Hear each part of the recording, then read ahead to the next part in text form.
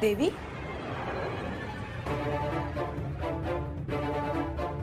तुम्ही माझी वाट बघता आहात हे मला ठाऊक नव्हतं। मी देवघरात पूजा करण्यासाठी गेले होते। हो, मला कळलं ते, म्हणून मी थेट इथेच आले। तुमची पूजा झाली की तुमची भेट घ्यावी असा विचार केला। भेटायला येण्यामागे काही प्रयोजन आहे का? म्हणजे तुम्हाला काही महत्त्वाचं बोलायचं आहे का माझ्याशी देवी? हो, म्हाळसा, त्या दिवशी बानू गडावर आली आणि तुम्ही तिला शासन केलं, मात्र त्यानंतर आपली भेट झाली नाही, म्हणून मी भेटायला आले। मी जे केले ते अयोग्य आहे असे तुम्हाला सुचवायचे आहे का देवी? नाही, मला केवळ इतकंच विचारायचं आहे की तुमची अस्वस्थता कमी झाली का?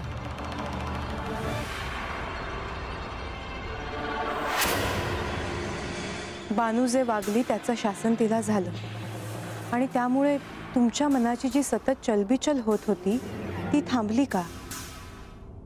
तुम्ही समाधानी आहात का आता? हो, बानूविषयी माझ्या मनात कितीही राग असला तरी न्यायदान करताना व्यक्तिगत मला तिच्याबद्दल राग असूनही मी तिला काही केलं नाही देवी। मी केवळ तिला मिळालेल्या माध्यमाचे म्हणजे तिच्याजवळ असलेला तो दिव्य करंडा त्याचे तिला विसर्जन करायला सांगितले। हो, आणि हे मी केवळ माझ्या संसारासाठी केलं आहे। परंतु आता जे झालं ते विसरून साऱ्याला नव्याने सुरुवात करा, आनंदी रहा। हो, पण केवळ मी हे एकटीने नाही करू शकत।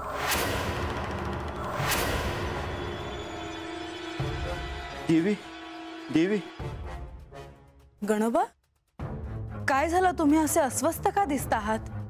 काही झालं का? होय देवी, तेच सांगायला आलो होतो बघा। तुमचं आई आणि वडील इकडे येते ती। काय? कधी? होय देवी, गड चढायला लागली ती, मला कळालं म्हणून लागलीच सांगायला आलो बघा।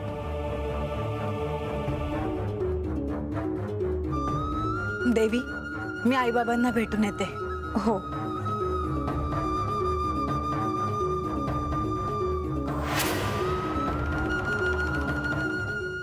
प्रणाम देवा।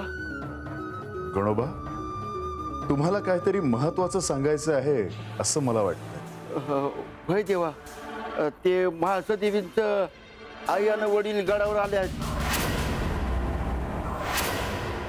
कुठवर आले आहेत ते?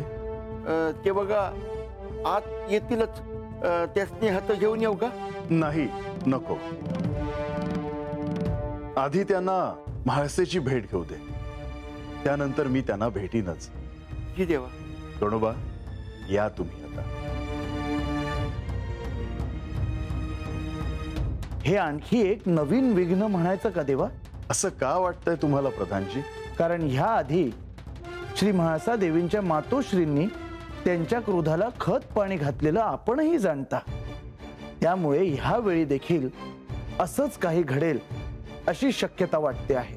कदाचित ह्यावेळी आपल्याला जे साध्य करायचे आहे त्यात त्यांचे सहाय्य होईल।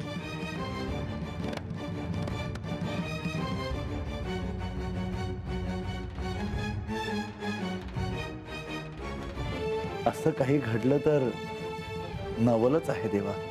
प्रधानजी, लवकरच कळेल की त्यांच्या मनात नेमके काय आहे ते।